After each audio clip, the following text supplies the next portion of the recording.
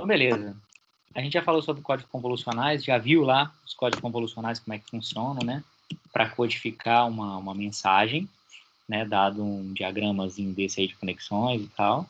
E a gente viu na aula passada como é que a gente pega todas as possíveis conexões e tal e monta uma máquina de estado. Um diagrama de estado desse aí que representa bem a nossa máquina virtual, né?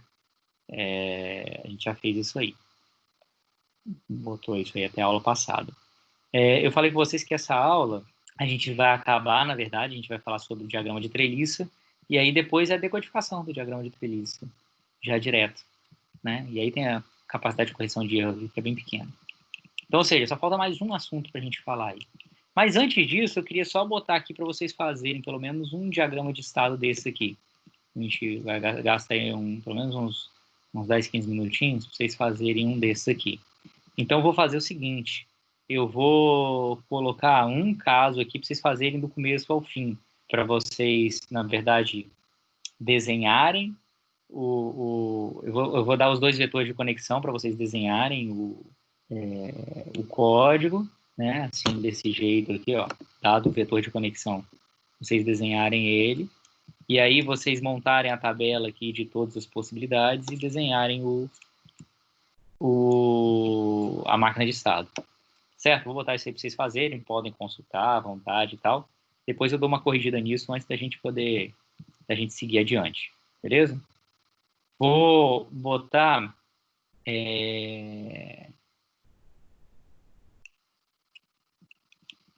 Vou botar um diagrama de conexão da seguinte forma aqui, ó. Deixa eu escrever isso aqui. PowerPoint. PowerPoint.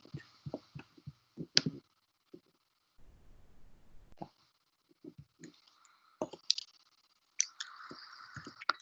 Boa noite, professor. Você está explicando agora? Até agora, nada. Até agora falei que eu vou botar aqui um exemplo para vocês fazerem. Vou dar um tempinho para vocês fazerem. Vou botar vou pegar um código convolucional aqui, botar os dois vetores de conexão. Vou chamar aqui um G1, que vai ser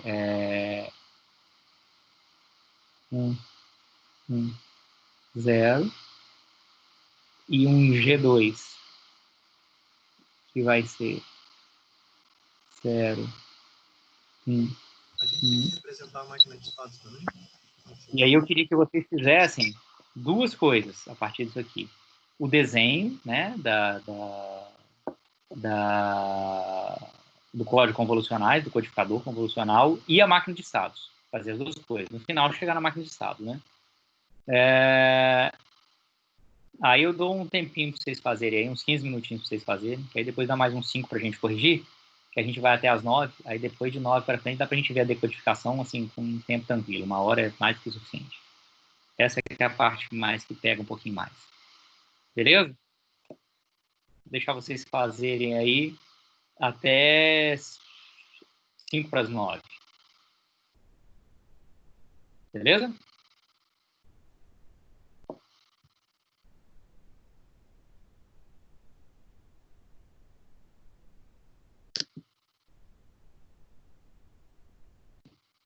Daí para desenhar o diagrama, acho que é tranquilo, né? O bicho pode pegar um pouquinho na hora de fazer a máquina de estado, mas isso aí é mais tranquilo.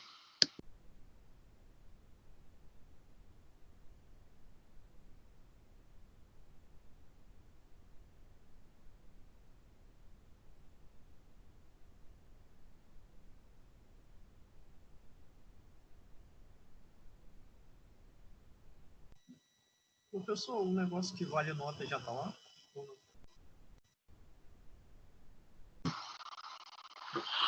É uma boa pergunta, né? Deixa eu olhar. Eu achei que eu tivesse botado, mas eu vou dar uma olhadinha lá e já te falo. Pera aí. O negócio é sobre códigos turbo em 4G. Vou mostrar um texto sobre isso. Vou olhar se tá lá. Pera aí.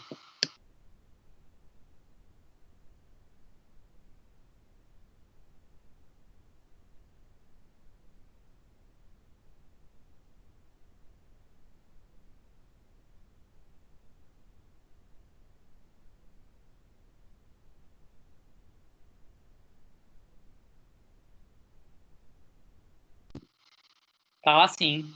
Tá lá sim. É um questionário que tá até o dia 5 de julho para vocês fazerem. Aí esse questionário vale 2 pontos, é isso?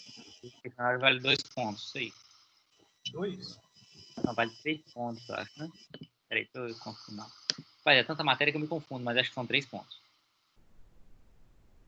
São 3 pontos. O questionário vale 3 e a prova vale 7. Igual a gente fez no C2, né? Valeu aí por tirar a dúvida.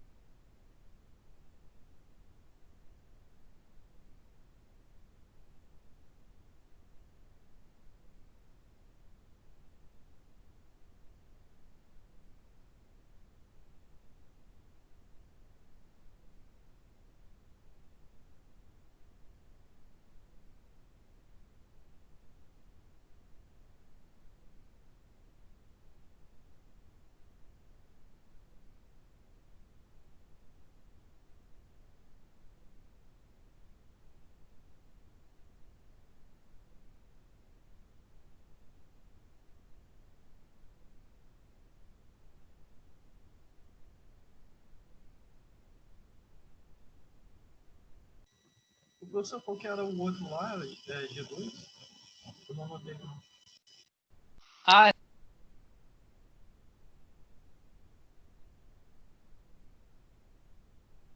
tá vendo aí agora? Sai da Valeu. tela.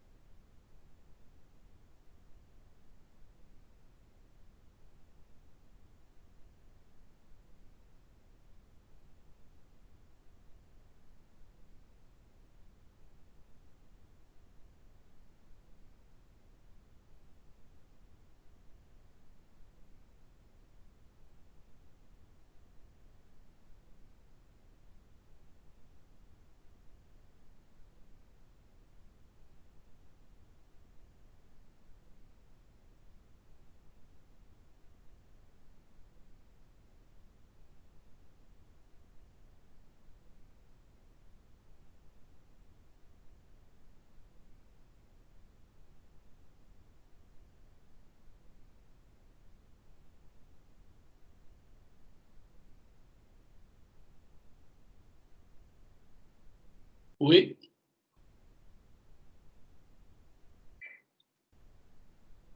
Eu não tô ouvindo nada, rapaz. É isso mesmo? Acabei de entrar.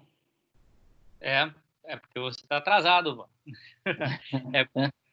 Eu passei um exercício pessoal fazer, aí você ainda tem 6 minutos para fazer. Eu dei os vetores de conexão aí, é para desenhar lá o codificador convolucional, né, equivalente a isso aí, e chegar até fazer a máquina de estado.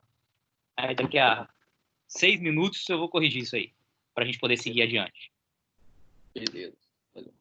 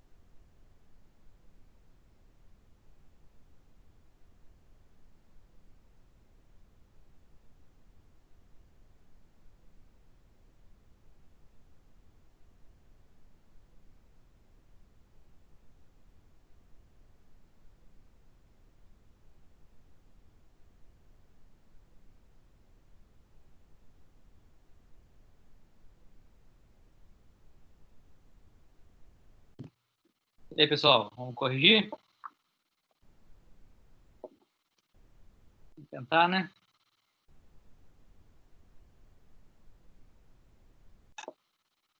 Vamos lá, vamos chegar aqui, ó. Primeira coisa que eu consigo ver aqui com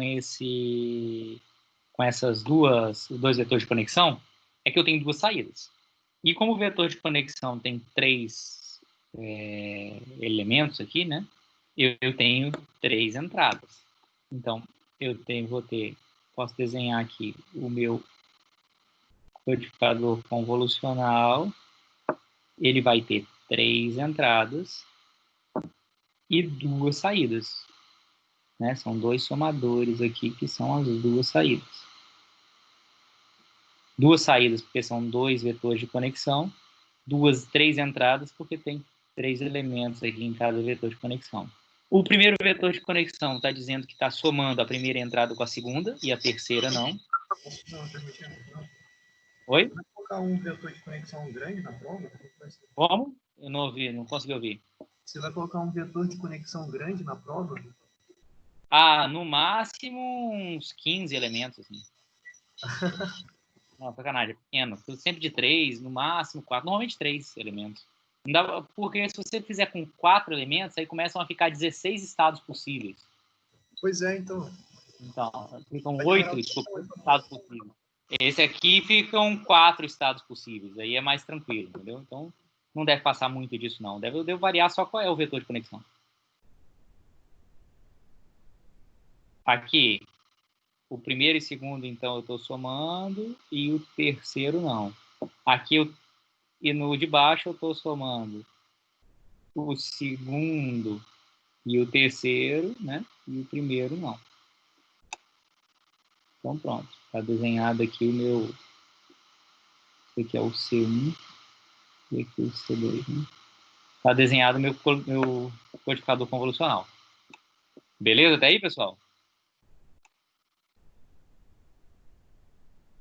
Lembrando, então, que esse pedaço aqui é o que define o meu estado atual, que é o meu TI. E esse pedaço aqui é o que define o meu TI mais 1, que é o meu estado futuro, tá? Então, quais são as possíveis entradas que eu tenho? Eu vou fazer agora aqui a tabelinha com todas as possíveis entradas e saídas, ou então eu posso ir direto para o diagrama de estado, né? Lá no material, a gente construiu a tabelinha primeiro para poder visualizar bem, para depois botar o diagrama. Eu vou ser mais ousado aqui, vou botar direto o diagrama de estado, certo? Então, o que eu vou fazer aqui, ó? Porque aí eu vou escrevendo aqui, vou apagando, vou fazendo, eu acho que vai ficar mais rápido de fazer. Então, imagine aqui que eu estou no primeiro estado 00. Se eu estou no estado 00, é porque eu tenho 0 aqui e tenho 0 aqui, beleza? Se eu tenho 0 aqui e 0 aqui, eu tenho duas possibilidades, né?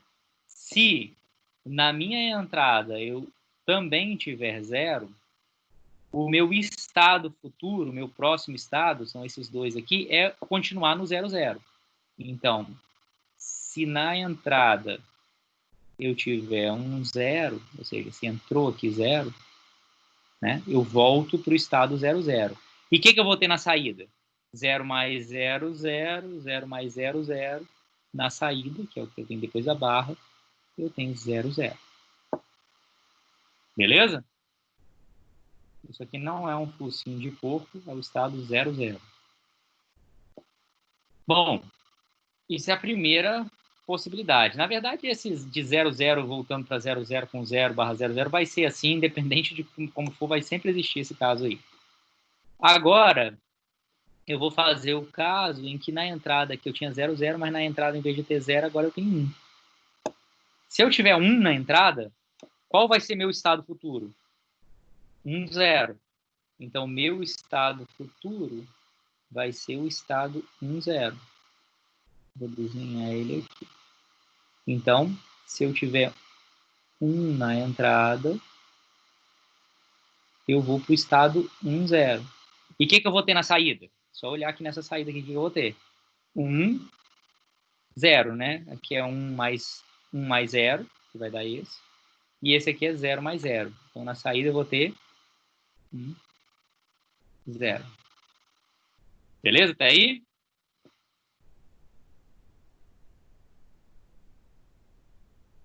Olhei as duas possibilidades quando eu estou no estado 0, 0. Agora eu vou olhar as duas possibilidades quando eu estou no estado 1, 0. Então, quando eu estou no estado 1, 0, eu também tenho duas possibilidades. Se chegar um 0 aqui, então se chegar um 0, para onde que eu vou? Eu vou para o estado 0, 1, tá certo? Eu estava no 1, 0. O próximo estado meu vai ser o 0, 1. Então, eu vou botar aqui o estado 0, 1. Então, do 1, 0, eu vou para o estado 0, 1, se na entrada eu tiver 0. E aí, na saída, eu vou ter o quê? Na de cima aqui, 1. Na de baixo, 1 também, né? É 0 mais 1 e 1 mais 0. Então, eu vou ter, na saída, 1, 1. E se em vez de chegar a 0, chegar 1 aqui? Que é a outra possibilidade, né? Se chegar a 1, o próximo estado vai ser o estado 1, 1. Então, vou desenhar o estado 1, 1, que é o meu quarto estado. E se chegar a 1, eu vou para o estado 1, 1. E o que eu vou ter na saída? Na saída C1 aqui é somar os dois primeiros, que vai dar 1 mais 1 dá 0. E na saída C2 é os dois segundos, os dois últimos aqui, né? Que é 1 mais 0 que dá 1. Mas Então, eu aí vou ter 0, 1. ele não anda aquele 1 ali do meio, ô professor? Não, ele andaria, passo a passo. Eu estou só analisando todas as possibilidades. Eu não estou codificando nada especificamente agora. Eu estou analisando todas as possibilidades, todos os estados nos quais eu posso estar para poder desenhar a máquina de estado. Entendeu? Ah, entendi. Então é caso a entrada não fosse 0, agora é caso a entrada fosse 1 e não uma nova entrada. Não, exatamente. Não, beleza. Aí. Se fosse você estaria correto se eu estivesse codificando uma sequência de bits. Aí é desse esquema que você está falando aí mesmo. Só que agora eu não estou codificando nenhuma sequência de bits. Eu estou tentando, estou mostrando, vendo o que acontece em todos os estados possíveis para poder montar o meu diagrama de estados. Entendeu? Beleza, entendi. Então já vi tudo o que acontece quando eu estou no estado 1, 0. Vou para outro estado aqui, vou para o estado 1. Podia ser um 1, 0, 1, tanto faz. Estado 1, porque eu tenho que apagar menos coisa. Então, no estado 1, eu também tenho duas possibilidades. Ou chega um 0 aqui, eu tenho um 0. E aí, se eu tiver um 0, meu próximo estado vai ser o 0, 1. Então, se chegar a 0, o meu próximo estado é o 0, 1. E aí, o que eu tenho na saída? C1, eu estou somando os dois aqui, então dá 1. C2, eu estou somando esses dois aqui, então dá 0. Então, é 1, 0 na saída. E a outra possibilidade é se eu estou no 1, e aí a minha saída fica... Desculpa, e aí na minha entrada tem mais um aqui. E aí, nesse caso, meu próximo estado vai continuar sendo 1, 1. Então, se eu tiver 1, é isso que acontece. E aí, no C1 eu vou ter 1 mais 1 que é 0, no C2 1 mais 1 que é 0 também. Então, na saída eu vou ter 0, 0. E por último, se eu tiver no estado 0, 1, se tiver um 0 aqui for o próximo, eu vou para o estado 0, 0.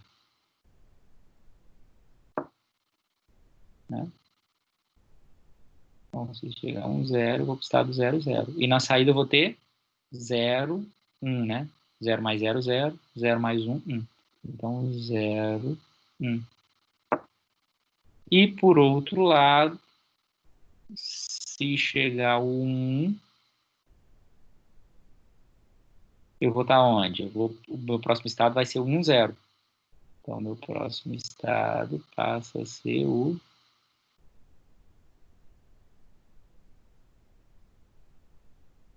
Se for 1... Professor, eu dormi ali naquele. Esse último que você está fazendo aí. Ele indo lá, ele voltando pro 0, 0. Porque se eu estou no estado 0, 1, se na entrada aqui, na outra entrada eu tiver 0, meu próximo estado é o 0, 0. Então, se entrar 0, o meu próximo estado vai ser o 0, 0. Então, 0, 0, próximo estado. Ah, tá. Estado de entrada aí. Ele vai para estado de entrada 0, 0. Isso.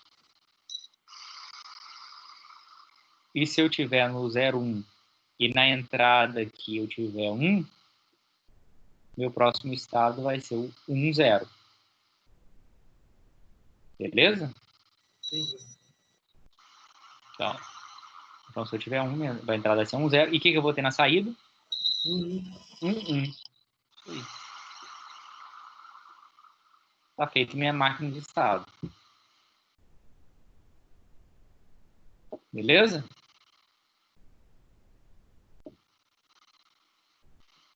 É parecida com a outra que a gente viu lá. O que vai mudar são os valores de saída aqui, na verdade. Muda alguma coisa. A máquina é parecida, mas não é igual. Foi isso que a gente fez. A diferença é que a gente fez lá, eu fiz essa tabelinha antes aqui, né? E agora eu não fiz a tabelinha. Eu fui daqui direto para a máquina de estado. Beleza? Não precisa fazer a tabelinha não, né? Pode deixar só o diagrama, né? Pode deixar só o diagrama, não tem problema.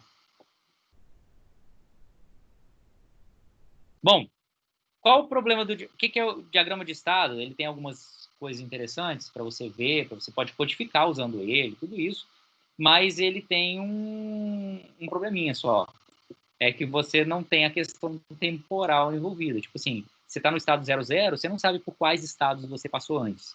Então, é um detalhe só, mas não dá. Então, você pode fazer um diagrama em árvore, por exemplo, para acrescentar um fator temporal representação. Você coloca todas as possibilidades. Estou no estado 00. Se chegar a 0, eu vou para o estado, continuo no estado 00. Se chegar a 1, eu vou para o estado 10. Né? E aqui eu tenho a saída. E se chegar a 1, se chegar a 0, eu vou para o estado 01. Se chegar a 1, eu vou para o estado 1. Então, eu posso ver todas as possibilidades aqui. É claro que isso faz com que eu, em pouco tempo, eu tenha uma árvore gigante aqui, porque é uma árvore com crescimento exponencial, né? Uma árvore binária. Então, não é uma representação muito legal. Então, tem uma outra representação que é mais usada, que é o diagrama em treliça. O diagrama de treliça, ele mostra todos os possíveis estados em que eu estou, todas as possíveis transições, todos os possíveis estados. É como se fosse uma máquina de estado, só que mostrando aqui em X o tempo passando. Então, ou seja, no começo eu estou sempre no estado 00, porque no começo a gente viu lá, quando a gente começa a codificar, os meus registradores de deslocamento estão zerados. Então, eu sempre estou no estado 00 no começo. Se eu for codificar alguma coisa e receber um 0 para codificar, eu vou ter na saída 00. Se eu olhar aqui no meu diagrama de estado, 0, eu vou ter na saída 00 e eu continuo no estado 0. Se chegar a 1, eu vou para o estado 10. Aqui é sempre o estado 00, aqui é o estado 10, aqui é o estado 01, aqui é o estado 11. Então, se chegar a 1, eu vou para o estado 10 e tenho 11 na saída. Se chegar a 1, eu vou para o estado 10 e tem 11 na saída. Beleza? A partir desse segundo ponto aqui, eu posso tanto estar nesse estado quanto nesse. Nesse estado aqui é a mesma coisa. Se chegar a 0, eu tenho 0, 0 na saída e continuo nele. Se chegar a 1, eu tenho 1 na saída e vou para o estado 1, 0. Mas a partir desse momento, eu poderia também estar no estado 1, 0. Se eu estiver no estado 1, 0 e chegar a 0 na entrada, eu vou para o estado 0, 1 e na saída eu tenho 1, 0. Porque se eu estiver no 1, 0 e chegar a 0, eu vou para o estado 0, 1 e na saída eu tenho 1, 0.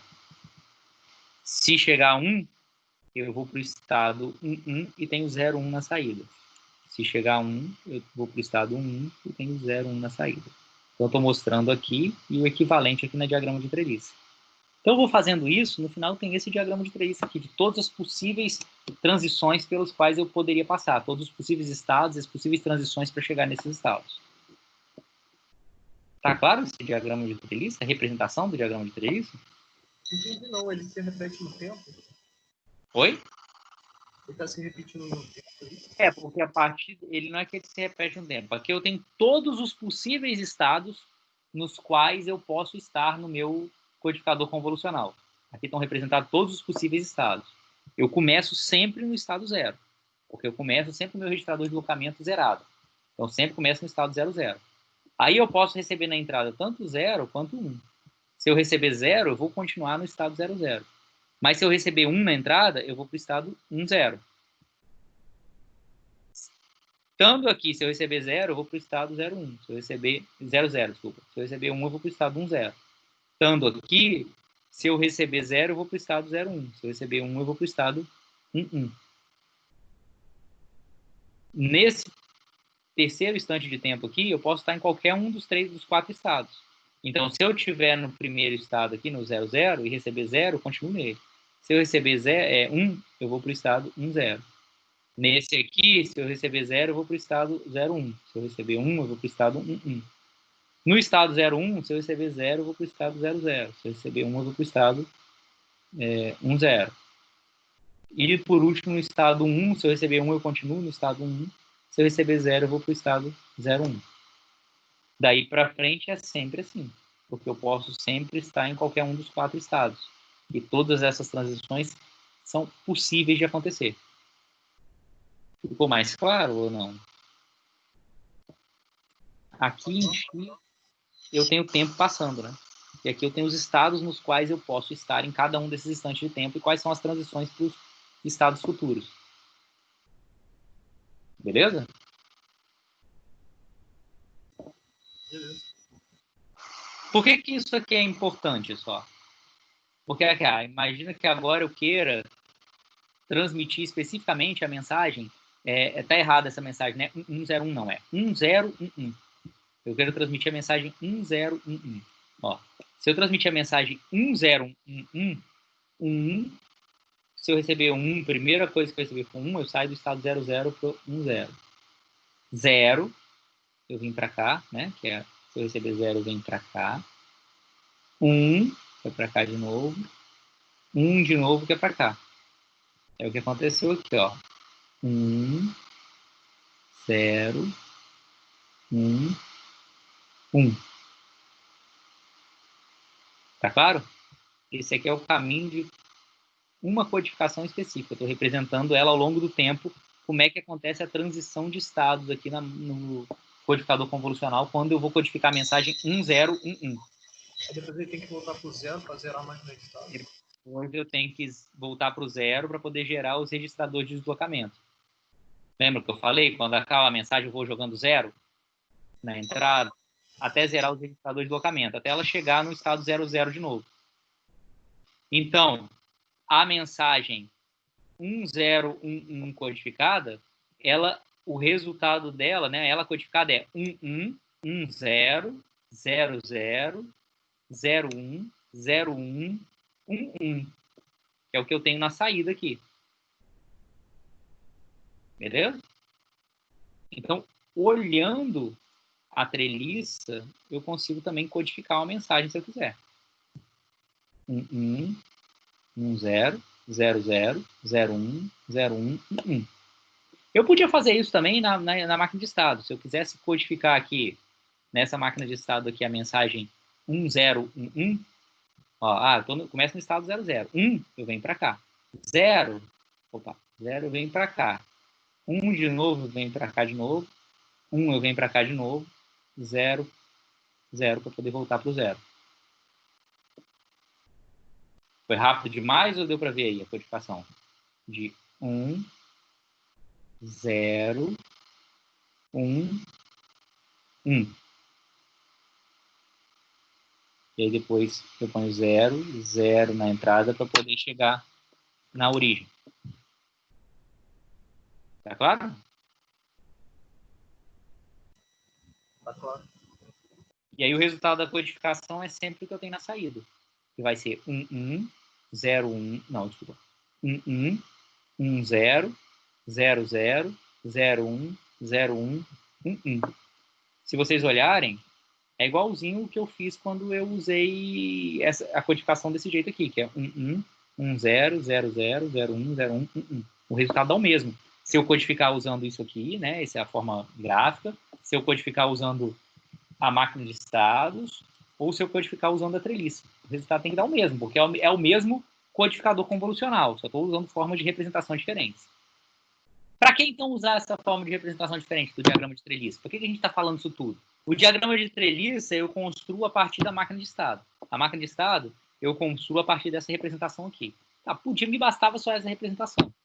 Mas a gente foi construindo esse conhecimento aqui até chegar na máquina do diagrama de treliça, porque o diagrama de treliça é usado no algoritmo de Viterbi. Viterbi foi o cara que propôs a forma de decodificar os códigos convolucionais. E ficou milionário com isso, tá? Ele patenteou o esquema dele aqui, um monte de decodificador no mundo aí usa o algoritmo de Viterbi para decodificação e paga royalties. Oi? Repete essa historinha aí. O milionário está interessado, né? O Viterbi é o cara que propôs o algoritmo de decodificação de códigos convolucionais. Ele propôs isso e patenteou a forma dele de fazer. E um monte de decodificador convolucional no mundo aí pagou durante muito tempo royalties para ele, por usar a ideia dele, entendeu? Vou pular isso aqui por enquanto, depois eu volto lá. Qual é a ideia dele? Imagina que eu tenha recebido essa sequência de bits aqui. 11, 10, 10, 01, 01, 11. Imagina que eu sou o receptor e recebi isso aqui. Não sei se teve ou não teve erro de transmissão. Será que eu podia ter recebido isso aqui? Não sei, pode ter tido erro em algum bit. Como é que funciona, então, o processo de decodificação de Viterbi? Ele faz da seguinte forma, ele tem o decodificador tem que conhecer esse diagrama de treliça com todas as possíveis transições. Então, quando ele começa, ele está no estado 00. E aí tem duas possibilidades. Ou ele recebe 0 e continua no estado 00, e aí na saída ele vai ter 00. Ou ele recebe 1, né? E aí na saída ele tem 1 e ele vai para o estado 10. Beleza? As possíveis transições aqui você tirou lá do diagrama de estados, tá? Então, o cara recebeu 1. O decodificador, agora eu estou olhando o lado do decodificador. O decodificador recebeu 1. Ele realmente podia ou ter recebido 1 ou ter recebido 00. Eu tenho que olhar a saída aqui, porque isso aqui é o que um transmissor poderia ter transmitido. Ou ele transmitiria 00 ou ele transmitiria 1. Então, o receptor, se recebeu isso, é porque ou o transmissor transmitiu 1 ou o transmissor transmitiu para ele 00. Se o transmissor transmitiu 00, teve 2 erros de transmissão, concorda? Erro em 2 bits. Se o transmissor tiver transmitido 1 mesmo, é porque não teve erro de transmissão, porque ele recebeu 1. Beleza? Isso aqui é a quantidade de erro de transmissão que tem, se por acaso era isso que o transmissor queria ter transmitido. Né? Era isso que o transmissor transmitiu. E eu recebi 1. Eu recebi 1, mas não quer dizer que o transmissor transmitiu 1. Pode ter tido erro de transmissão. Então, se o transmissor, assumindo que o transmissor transmitiu 00, e eu recebi 1, é porque teve 2 erros de transmissão. Assumindo que o transmissor recebeu 1, é porque não teve erro de transmissão. Quais são os próximos 2 bits aqui que eu recebi? 0. Então, imagina que eu recebi 0. Agora, tem 4 possibilidades. Se eu estou nesse estado ou nesse, se o transmissor tivesse transmitido 00, é porque teve mais um erro de transmissão aqui. Ó. Eu recebi 0. Se o transmissor transmitiu foi 00, teve mais um erro de transmissão. Então, eu tinha 2 erros de transmissão. Para eu continuar nesse estado, é porque teve 3 erros de transmissão. O transmissor transmitiu 0000 e eu recebi 1110. Então, teve 3 erros de transmissão. Né? Esses erros de transmissão é a distância de Hamming entre o que foi recebido e o que deveria ter sido transmitido se eu fosse por esse caminho aqui. Se eu fosse por esse outro caminho, que é o que tem 1/1, aqui, daqui para cá, a distância de Hamming é 1. Ou seja, eu recebi um 0, mas tinha que ter recebido um 1 se o transmissor tivesse transmitido por aqui, por esse caminho. Então, eu tenho um erro de transmissão aqui, acumulado com os 2 que eu tinha no passo anterior. Para eu estar nesse estado aqui, só se tivesse 3 erros de transmissão. Agora, se por acaso eu estava nesse estado aqui, que é o estado em que eu cheguei não tendo erro de transmissão, se ele viesse por esse caminho, o transmissor tinha que ter transmitido um 0. Se eu recebi um 0, então, vindo por esse caminho, eu continuo sem erro nenhum de transmissão. Vindo pelo caminho de baixo, eu tenho agora 2 erros de transmissão, né? O cara transmitiu um 0 e eu recebi 0,1. Então, são 2 erros de transmissão, que é acumulado com 0 aqui, 2 erros de transmissão. Então, olhando até esse momento aqui, me parece que o mais possível é que o cara realmente tenha transmitido um 0, porque é o caso em que não tem nenhum erro de transmissão. Qualquer outra possibilidade aqui tem 3 erros de transmissão, 3 erros de transmissão, 2 erros de transmissão. Tá claro? Estou vendo todas as possibilidades, tudo que o cara poderia ter transmitido para eu receber um 0 e vendo qual é o mais possível de ter acontecido. Por enquanto, o mais possível de ter acontecido é isso aqui. Tá claro? Mas eu não posso afirmar categoricamente que o que aconteceu foi isso aqui. Porque, de repente, porque é o que tem menos, é o que tem menos erro de transmissão. A gente sempre assume que por mais alto que seja a probabilidade de erro na transmissão, ela é menor que 50%. Se você tiver uma transmissão que a possibilidade de erro de um bit é maior que 50%, aí é impossível transmitir. Eu não estou entendendo como é que o receptor sabe disso. Como é que ele sabe o quê? Que teve erro. Não, ele não sabe que teve erro, por enquanto. Por isso que ele está analisando todas as possibilidades. Ele sabe o que ele recebeu. Ele recebeu isso aqui, ó. 1, 0, 0, 0, 1, 0, 1, 1, 1. E ele está vendo agora quais são todas as possibilidades de transmissão. E por que ele diz que as outras são erradas? Baseado em quê? Que outras que estão erradas? Por exemplo, vamos dizer que ele permaneceu lá no estado 0. Uhum. Aí depois ele vai e recebe 1. Aí ele vai para aquele item. Isso, ele está exatamente aí. Isso. Aí como é que ele sabe que isso é o mais errado do que o de baixo? Não tô entendendo. Então, vamos lá então. Vamos voltar aqui. Nesse estado, concorda que no estado inicial só tem 2 possibilidades? Ou vir para cá ou vir para cá? A gente viu isso lá na máquina de estado? Sim, concordo. E o transmissor tiver transmitido, o transmissor, ele inicialmente só tem 2 possibilidades de transmissão dele. Ou ele vai transmitir 00 ou 11. Beleza? Beleza. Se o transmissor transmitiu 00, eu não recebi 00, eu recebi 11. Então é sinal que houve 2 erros de transmissão. Eu só posso estar nesse estado aqui, só posso considerar que eu estou nesse estado se eu assumir que teve 2 erros de transmissão. Erros em 2 bits. Tá claro? Beleza. Já nesse estado aqui, eu posso estar se não houve erro de transmissão, porque era para o cara ter transmitido 1 e ele transmitiu 1 mesmo. E eu recebi 1 mesmo. Então aqui, 0 erro de transmissão. Mas eu ainda estou considerando as 2 possibilidades. Se eu tiver nesse estado, né, os próximos 2 bits que eu recebi foi 0. Então, se eu estiver nesse estado, para eu me manter nesse estado, eu tenho que supor que o transmissor transmitiu 00.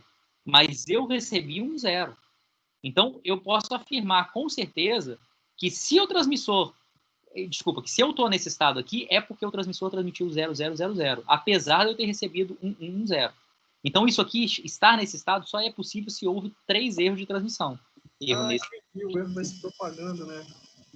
Vai se acumulando. Porque para eu estar nesse estado, só se teve erro de transmissão aqui, aqui e aqui. Então, são 3 erros ao todo. Para eu estar nesse estado, tem que ter tido 3 erros de transmissão também. Para eu estar nesse estado, tem que não ter tido erro de transmissão. E para eu estar nesse último estado aqui, tem que ter tido 2 erros de transmissão. Então, até este momento, o mais provável é que isso aqui tenha acontecido. Porque é o caso em que não tem erro de transmissão. Tá claro? Tá. Isso é o mais provável, tá? Não tem como eu ter certeza de nada. Em transmissão, é impossível eu ter 100% de certeza de alguma coisa. Eu tenho mais certeza ou menos certeza, né? Maior probabilidade ou menor probabilidade de alguma coisa acontecer. Beleza? Bom, a partir desse momento, eu posso estar em qualquer um dos 3 estados, com maior ou menor probabilidade, mas eu posso estar em qualquer um dos 4 estados, desculpa, os 4 estados. Então, próxima sequência que eu recebi é 1, 0. Então, se eu estiver nesse estado aqui, eu vou seguir a mesma coisa. Para eu me manter no estado 0, 0, tem que ter sido transmitido 0, 0. Ou seja, mais um erro de transmissão. Então, se eu já tinha 3 acumulados, agora eu tenho 4. Para eu vir para esse aqui, um erro de transmissão, né? De 1, 0 para 1, um erro de transmissão. Então, se eu tinha 3, agora eu vou ter 4 erros de transmissão, né? Daqui, eu posso vir para esse estado ou para esse. Se eu vier para esse estado, ó, 1, 0, nenhum erro de transmissão, então eu continuo com 3 erros ao todo de transmissão. Se eu estiver nesse estado e vier para cá, era para eu ter sido transmitido 0, 1, eu recebi 1, 0, mais 2 erros de transmissão. Então, 3 mais 2, 5 erros de transmissão. Se eu estiver nesse terceiro estado aqui e recebi e aconteceu aqui esse aqui, ó, que é 0/1, né? Eu teria que receber 1, 1, e eu recebi 1, 0. Então, teve um erro de transmissão, né? Porque eu tinha 0, agora eu tive um erro de transmissão, acumulado um erro de transmissão. Nota, então, que para eu estar, se eu assumir que eu vou estar no estado 0, 0, eu tenho 2 possibilidades. Ou ter vindo por aqui, o que significa que houve 4 erros de transmissão, ou ter vindo por aqui, o que significa dizer que eu tive um erro de transmissão.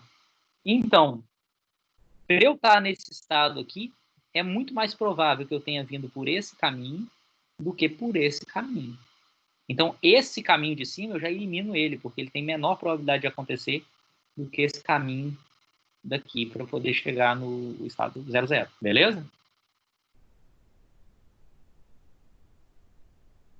A mesma coisa vai acontecer se eu estiver nesse estado aqui e assumir que eu posso ir para esse outro. Indo para esse outro aqui, eu teria que receber 0, 0. E eu recebi 1, 0. Então, houve um erro de transmissão também. A outra possibilidade de vir para esse estado é se eu viesse aqui por cima. E teria 4 erros de transmissão. Então, o mais provável é vir por baixo. Os caminhos mais prováveis são os que estão em negrito aqui, no final das contas. Porque se eu tivesse nesse estado, agora se eu tivesse nesse último estado aqui, em que eu tinha já 2 erros acumulados, para eu vir para esse estado, 0, 1. 0, 1 contra 1, 0 que eu recebi, 2 erros de transmissão. Então, 2 erros vai acumular aqui para 4. Aqui, 1, 0. Então, não tem erro de transmissão, continua com 2 erros. Então, para chegar nesse aqui, nesse estado, é mais provável vir por cima. Para chegar nesse estado, é mais provável vir por baixo. No fundo, se eu eliminar o que não presta ali, eu tenho só esses... Esquece esse último passo aqui. Eu tenho só esses possíveis aqui. Beleza? Mas, pessoal, por que você vai ter um passo que tenha erro? Como assim um passo que tem aí? Por exemplo, nesse passo anterior aí, tem passos que tem um passo que tem nenhum erro. Não. E depois tem 2 passos com 3 erros e um passo com 2 erros, né? Na hora que você coloca esse 1, 0, você vai para passos onde nenhum deles é 0 erros. Isso aí. Já é sinal claro que houve erro de transmissão. Tá, então não vai ter nenhum modo de saber que não tem nenhum jeito dele, ter nenhum... 0 erros? Ele vai pegar o caminho em que tem menos erros acontecendo e vai assumir que aquele que é o caminho certo de transmissão. Tá, mas vai ter erro do mesmo jeito. Sim, mas aí ele consegue corrigir o erro. Se ele for fazendo isso até o final, eu vou fazendo isso até o final, vou fazendo isso até o final, você vai chegar nesse caso aqui, não estou passando por todos, porque é fazer o mesmo processo várias vezes. Se eu for fazendo o mesmo processo várias vezes e eliminando os caminhos, eu vou chegar, por exemplo, nesse caminho. Também tem que ser um caminho que no final chegue no estado zero, tem que voltar para o estado zero, né? Porque sempre tem que voltar para o estado zero, zero, zero. Esse caminho aqui é o caminho, no final, se a gente for fazendo todas as combinações, em que eu tenho menos erros, em que eu tenho um erro só. Tá certo? Tá claro? Não, tá claro isso aí, mas Não. continua tendo um erro. Continua tendo um erro. Mas onde que tá o erro? Eu consigo até ver onde que tá o erro. É aqui, ó. Sim. Então, era para eu recebi um 0, mas era para eu ter recebido 0, 0. Na verdade, eu até consigo decodificar a mensagem logo, sem olhar onde teve erro. É só olhar aqui, ó. O que era a entrada? Que era a mensagem de entrada? Era 1, 0, 1, 1. Depois esses zeros aqui são zeros para poder você voltar para o estado 0, 0. Sim. Então eu consegui decodificar tirando o erro. 1, 0, 1, 1. Ali onde tem esse. Onde tem um erro, né? Pela primeira vez, onde deveria ler o bit, uma sequência 1, 0, aí tem como ir direto lá pra cima, não. Não tem como ir direto para onde não deveria ter erro? Como assim? Não? E para onde não deveria ter erro? Eu estou fazendo o caminho que é o caminho em que é o caminho sem erros, vamos dizer assim. Eu estou só dizendo que nesse momento teve um erro, mas esse caminho é o caminho sem erro. Teve um erro na recepção. Que teve erro na recepção. Eu decodifiquei, teve um erro aqui na recepção. Mas o caminho que eu estou fazendo, né, esse caminho aqui, é o caminho que eu identifiquei que teve um erro, mas é o caminho de eu dizendo o seguinte, ó, o que pode ter sido transmitido? Entendeu? Entendeu ou não? Tudo bem, não, sim, entendi, sim. Então, o que era para ter sido transmitido era isso aqui, 1, 0, 1, 1. Então, eu tenho que fazer sempre esse caminho. Eu tenho que sempre fazer assim, eu tenho que pegar, olhar todas as possibilidades, né, dado esse diagrama de treliça, todas essas possibilidades aqui, e ir pegando-as, sempre todas elas, a não ser quando chegue aqui em dois caminhos possíveis para chegar num estado. Eu pego o caminho de menor peso de Hamming, ou seja, menor quantidade de erros, né, o outro eu posso descartar, e vou continuando isso. Até chegar no final e pegar só o caminho que tem a menor quantidade de erros. E ele é que importa, e ele é que vai me dar o resultado da decodificação, que aqui no caso é 1, 0, 1, 1. Entendeu? Sim. Então pronto, fazendo isso aí eu tenho a decodificação de Viterbi, eu automaticamente corrigi um erro aqui.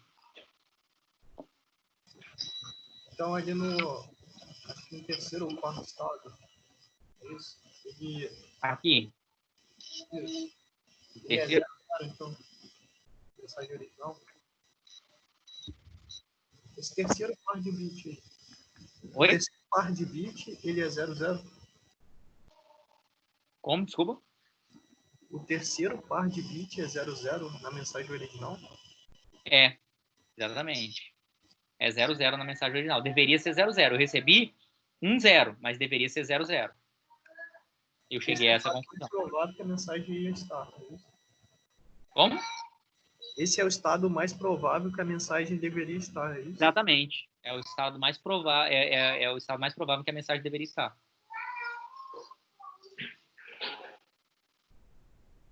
Beleza? Beleza. Esse esquema do algoritmo de Viterbi foi usado, assim, é usado em um monte de codificadores. É o que se usa, né, em codificadores convolucionais.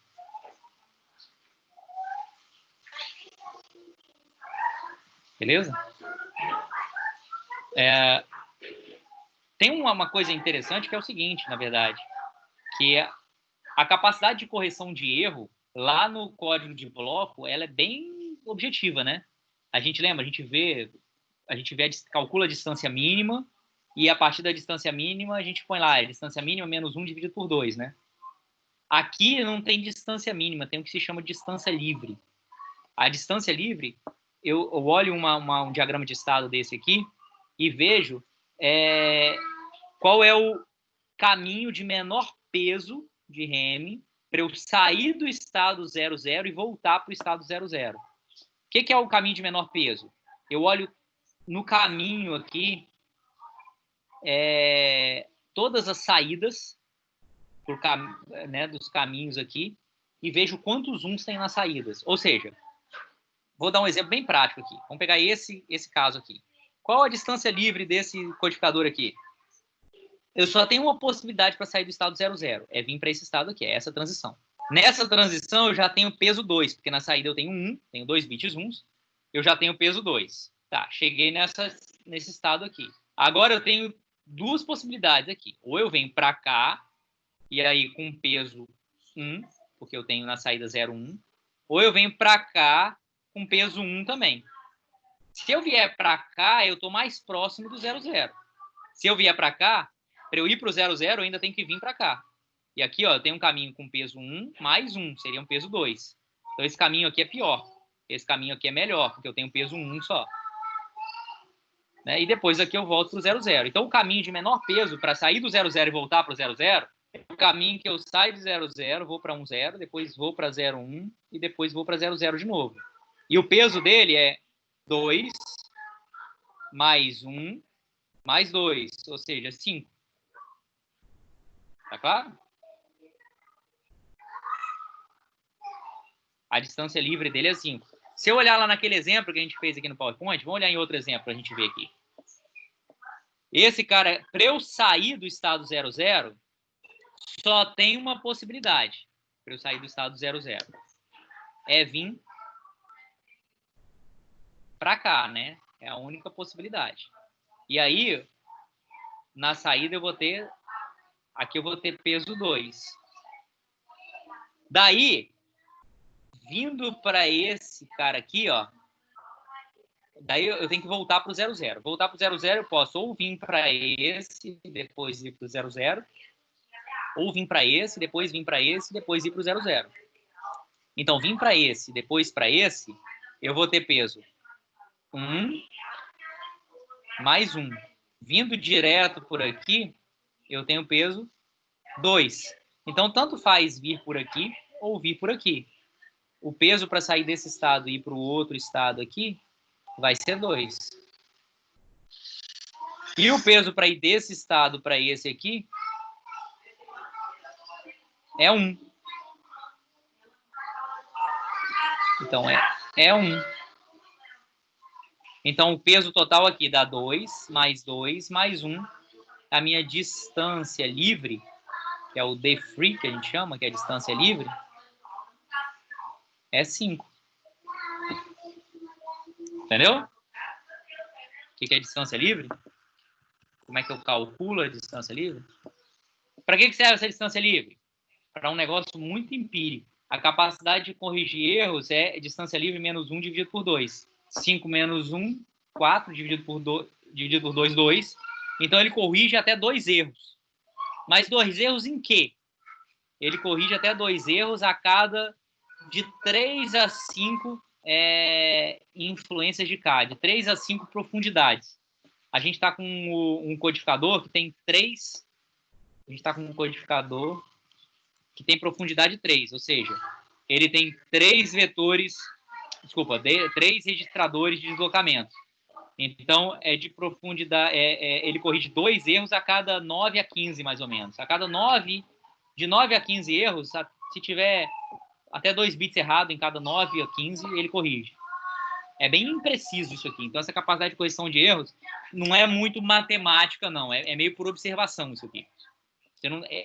O código convolucional, ele tem menos comprovação matemática das coisas. Ele é mais empírico. Mas ele funciona. Qual que é a vantagem dele? Oi? Qual que é a vantagem dele? Ele é simples e ele funciona. mas ele tem menos comprovação matemática. Como é que se comprova matemática, então? Matematicamente, não se comprova. Você testa todos os códigos possíveis e vê quais são os melhores. Então, por exemplo, alguém já fez isso, já fizeram isso em alguns estudos, e tabelaram esses códigos aqui como os melhores códigos. Ou seja, se eu quiser ter extensão de influência 3, ou seja, 3 registradores de deslocamento, a distância livre vai ser 5, e os melhores vetores de conexão a serem usados são esses aqui, 101. Por que isso? Porque alguém testou todos os vetores de conexão possíveis e chegou à conclusão que esse aqui é o melhor. Se eu quiser ter 4 registradores de deslocamento, eu consigo uma distância livre 6. E esses são os 2 melhores vetores de conexão, porque foram testados assim. Tem esses testes aqui, até 9 registradores de deslocamento, esses são os 2 melhores vetores de conexão. Isso para 2 saídas. Para 3 saídas, tem esses outros casos aqui, ó, que foram testados e empiricamente se chegou à conclusão que esses são os melhores vetores de conexão.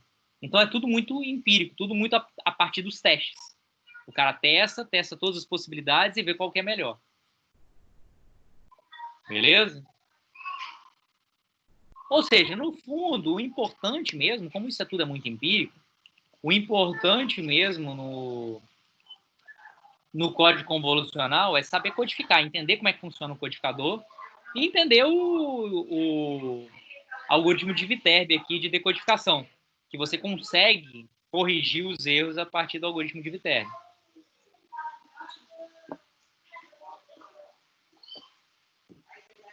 Tá claro, pessoal, o lado empírico das coisas aí e como que funciona essa codificação, principalmente, e a decodificação que eu falei aqui agora com vocês?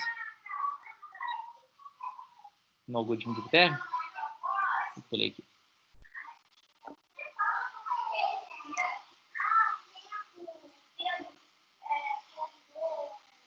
O negócio é analisar o peso de Hamming, então.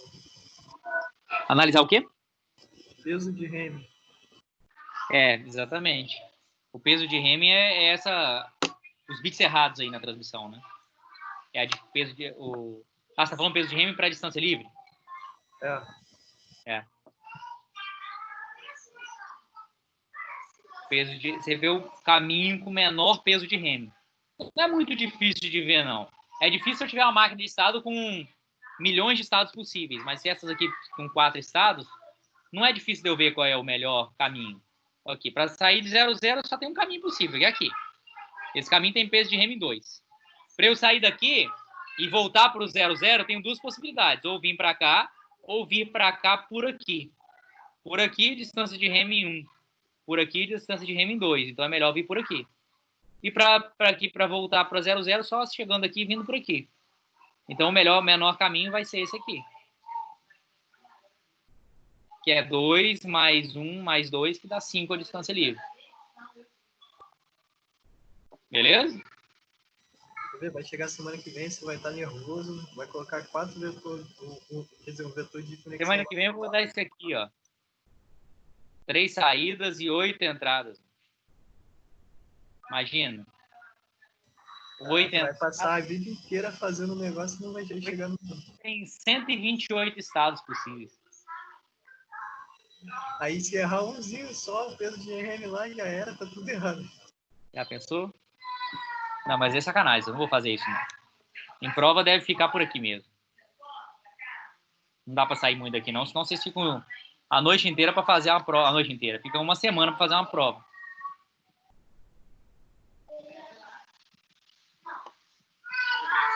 Tem uma curiosidade aqui que eu pulei aqui, porque eu sempre pulo e deixo para falar depois, que é o seguinte: essa decodificação de Viterbi é chamada decodificação suave, abrupta de Viterbi, em que eu olho para cada estado aqui, qual a possibilidade de estar no estado, como a quantidade de erros acumulados aqui, né?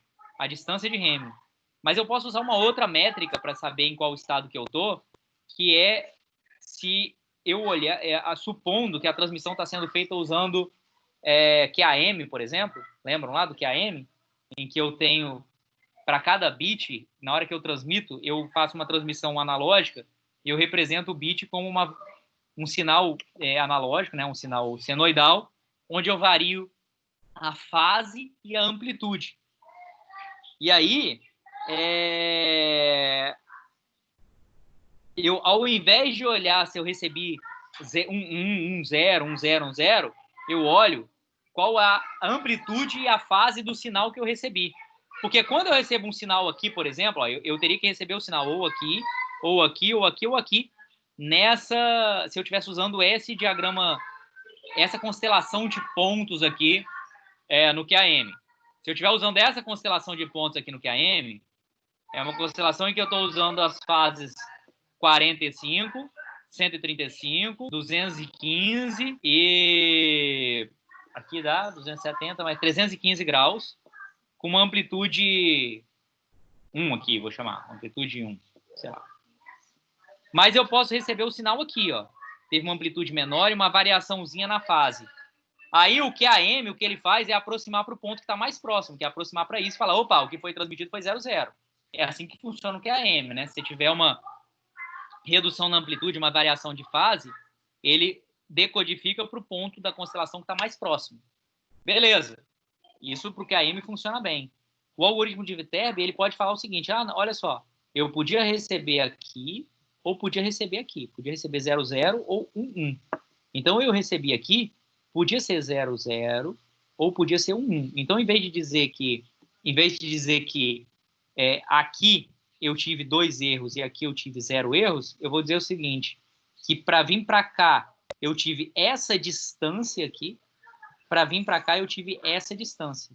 Então, não é que eu não tive erro vindo para cá, é que o ponto não chegou exatamente onde ele deveria chegar, chegou aqui. Então, ele poderia estar para cá ou poderia estar para cá. Com isso, eu consigo ter uma correção um pouco melhor, mas eu preciso ver qual a intensidade, a fase, a amplitude dos sinais que eu recebi. Então, eu tenho que olhar lá na camada física, lá no QAM, olhar isso, e aí o meu peso aqui não seria mais 2 ou 0, seria a distância em relação do ponto que eu recebi em relação aos pontos que eu poderia receber. E aí eu vou acumulando essas distâncias. E aí eu consigo ter uma decodificação, o que eles chamam de decodificação suave de Viterbi, que é uma decodificação mais, talvez uma decodificação mais precisa, vamos dizer assim, porque eu estou levando em consideração os dados da modulação QAM que eu estou usando. Não sei se ficou claro, isso é só uma curiosidade, mas é uma forma mais de ter mais precisão na hora da decodificação. O decodificador fica mais complexo, gasta mais memória, porque eu tenho que gravar a distância euclidiana, que é a distância aqui de um para o outro, e não só a distância na quantidade de bits aqui, que é mais, eu gasto menos memória. O decodificador fica mais complexo, mas ele acaba ficando mais preciso.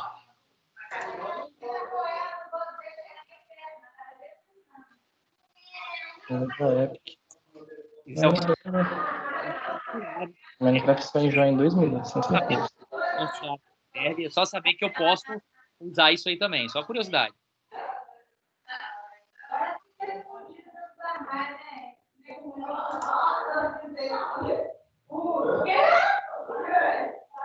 Não, eu falei, eu posso jogar, eu jogo Valorant, não é que eu não gosto de jogar jogo. Não, agora não. Aí, pessoal, deu para entender aí essa parte da decodificação?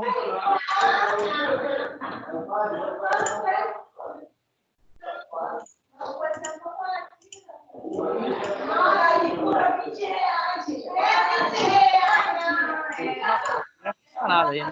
Você ouviu, Sérgio? O microfone está aberto.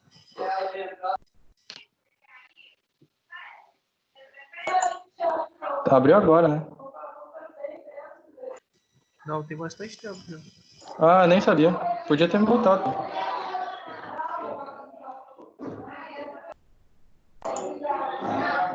Sabia não.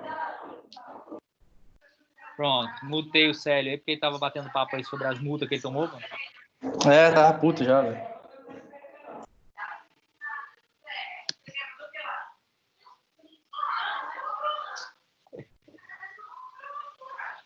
E aí, pessoal, tranquilo? Deu para entender aí? Aí, pessoal, também levei uma multa.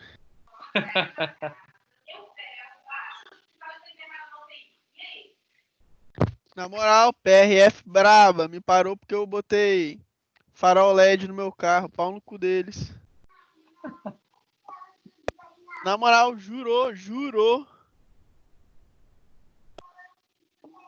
Não pode ter farol de LED, não, mano? Sei lá, o meu carro era full LED, só o farol de neblina não. Botei o farol de neblina, eles me pararam lá na BR, foram tretar comigo, começaram a ver um monte de coisa de insufilme, de todos os vidros, de tudo, tal, carro novo. Porra, foi um saco, hein? E a multa chegou uma semana dessas aí. E foi a infração, como é que é? Não foi infração baixa, não, foi. Nossa, até esqueci o nome. Deixa eu abrir aqui. Média, grave. Foi grave. Gravíssimo. Tá aqui, ó, gravíssimo. Perdi 5 pontos. É gravíssimo, né? Porque agora estão revendo esse negócio da pontuação, não sei se vocês viram, foi aprovado na Câmara aí, né? Ia dobrar. Eles estão aumentando o número de pontos, mas para gravíssimo, se você tiver 2 gravíssimas, continua 20 pontos. Nossa, meu Deus, mano. Muito grave minha situação. Porque eu tenho um farol LED no meu carro. Imagina os caras que não tem nem farol direito. Esses caras não tomam nada. Gastou dinheiro à toa. Isso. Bom, pessoal, dados os faróis aí, deixa eu fazer a presença aqui, né? Só para não passar a batida. Pessoal, o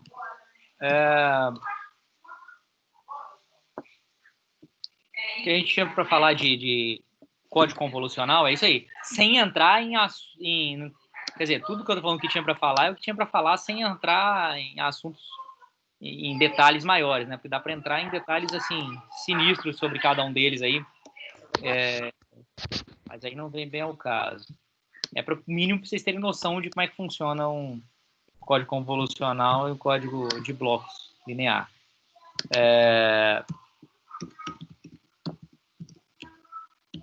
Vou fazendo a chamada aqui rapidinho. Fazer igual eu fiz na aula passada. Eu acho que eu tirei o compartilhamento da tela, né? Eu vou botar ele aqui, que é bom que vocês acompanhem aí o que eu estou fazendo, para eu não fazer nenhuma besteira. Não deixar de dar presença para quem tem que dar, né? Na próxima aula a gente tem a bendita prova, mas é tranquila, não se preocupem não. Bem tranquilo. Bem tranquila mesmo. E tem lá o questionário para vocês fazerem, né? Então, eu recomendo que vocês façam. Deixa eu dar uma olhadinha aqui. Então, vamos fazer aqui a chamada rapidinho para liberar vocês. Célio tá aí. Douglas não. Eric tá aí. Eriveldo também. Gleice Kelly também. Jefferson não. Lucas estão os 4. Lucas aí. Larissa não, né? Larissa também não. Otto, Rafael e Rafaela. Otto, Rafael, Rafaela e Yuri. Beleza. Pô, assim, não sei porque eu não fiz assim desde o começo, né? Muito mais fácil para fazer chamada assim. Colocando um do lado do outro. Bom, pessoal, é isso aí. Vou deixar vocês, então, para poder verem a novela aí de vocês. Próxima aula, a gente tem uma prova. Tranquila. Não tem muito mistério, não. Recomendo que vocês peguem essa aula de novo, deem uma olhada nela. Eu vou disponibilizar ela até amanhã. Vou disponibilizar rapidinho. Até amanhã, no máximo, ela vai estar lá online. Se der hoje ainda, se estiver disponível, ainda consigo botar. Senão amanhã ela vai estar, porque aí vocês podem dar uma olhada com calma e tal, para dar uma acompanhada. E aí, na próxima aula é isso. A gente faz a provinha. Eu não sei se alguém está precisando de substitutiva. Tem alguém aí que precisa fazer prova substitutiva? Se precisar, vai ser na outra semana.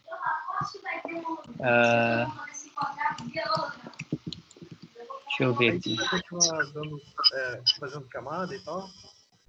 Não. Na substitutiva não. A prova acaba tendo, assim, de quem fez a prova. Não precisa fazer chamada. Na substitutiva já não. Porque aí é só quem precisa fazer substitutiva, né? Não faz muito sentido fazer chamada. Então, tipo assim, já me despeço de vocês aí, porque a gente provavelmente não vai se encontrar mais, né? Porque prova a gente faz à distância. Na semana da no dia da substitutiva, ou seja, semana que vem a prova, no dia da substitutiva, eu vou estar aqui, de qualquer forma, no horário, para poder...